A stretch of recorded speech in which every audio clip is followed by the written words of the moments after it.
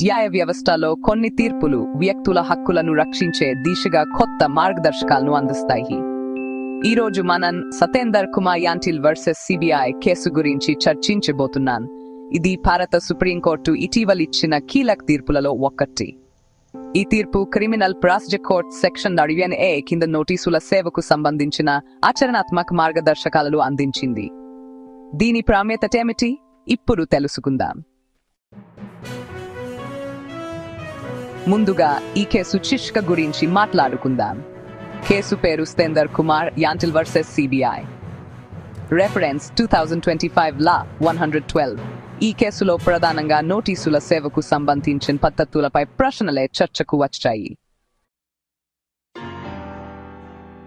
ఈ కేసులో సుప్రీంకోర్టు కొన్ని కీలకమైన అంశాలను స్పష్టం చేసింది.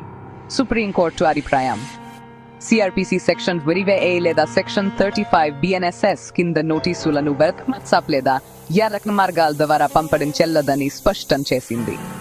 ఇలాంటి నోటీసులు పంపడంలో తప్పనిసరిగా చట్టబద్ధత మరియు పద్ధతి సంబంధిత విధానాలను పాటించాల్సిందే. పరిపాలనా మార్గదర్శకాలు వ్యక్తుల హక్కులను రక్షించే నోటీసు సేవా విధానాలు CRPC లేదా BNSS లో సూచించే ఉండాలి. ఇప్పుడు ఈ తీర్పు ప్రకారం ప్రధాన పాయింట్లు ఏమిటో చూద్దాం. 1. ఎలక్ట్రానిక్ నోటీసులు చెల్లవు. వాట్సాప్ లేదా ఇతర డిజిటల్ మార్గాల ద్వారా నోటీసులను అందించడం చట్టబద్ధమైన సేవ కింద పరిగణించబడదు. 2. స్టాండింగ్ ఆర్డర్లు అవసరం. అన్ని రాష్ట్రాలు మరియు కేంద్ర పాలిత ప్రాంతాలు సరైన నోటీసుల సేవా పద్ధతుల కోసం స్టాండింగ్ ఆర్డర్లను జారీ చేయాలని కోర్టు సూచించింది. 3. హైకోర్టుల పర్యవేక్షణ. రాష్ట్రాలు మరియు కేంద్ర పాలిత ప్రాంతాలు జారీ చేసిన ఆదేశాలను హైకోర్టులు పర్యవేక్షించాలి మరియు అవి కోర్టు మార్గదర్శకాలకు అనుగుణంగా ఉన్నాయో లేదో నిర్ధారించాలి. ఈ తీర్పు వల్ల వివిధ రంగాల్లో మౌన మార్పులు జరగవచ్చు. ప్రజల హక్కుల రక్షణ. ఈ తీర్పు వ్యక్తుల హక్కులను రక్షించడంలో కీలకంగా ఉంటుంది. నోటీసులు చట్టబద్ధమైన మార్గాల్లోనే అందించాలన్న నిబంధన స్పష్టమైంది. అలాగే పోలీసు వ్యవస్థపై ప్రభావం.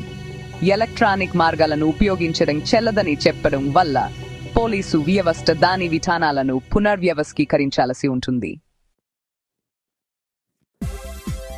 సతేందర్ కుమార్ యాంటిల్ వర్సెస్ సిబిఐ తీర్పు న్యాయపరమైన విధానాల్లో కొత్త మార్గదర్శకాలను అందించడంలో ఎంతో ప్రాముఖ్యత కలిగింది. ఇలాంటి కీలక కేసుల విశ్లేషణలు మీకు ఇష్టమైతే మా ఛానల్ను సబ్స్క్రైబ్ చేయడం మర్చిపోవద్దు. మీ అభిప్రాయాలను కామెంట్స్ ద్వారా తెలియజేయండి. తదుపరి వీడియోలో కలుద్దాం. జై హింద్.